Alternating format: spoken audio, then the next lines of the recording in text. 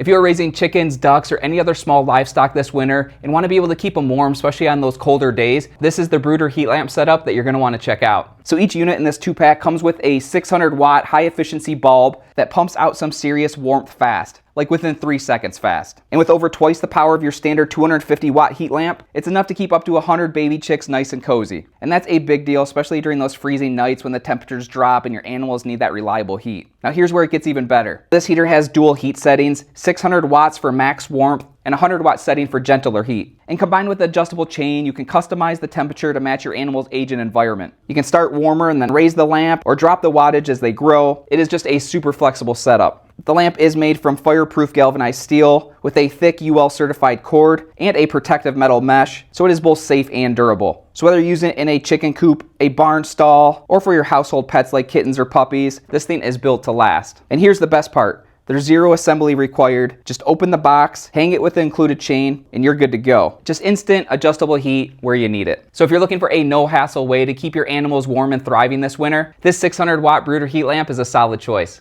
Thanks for watching.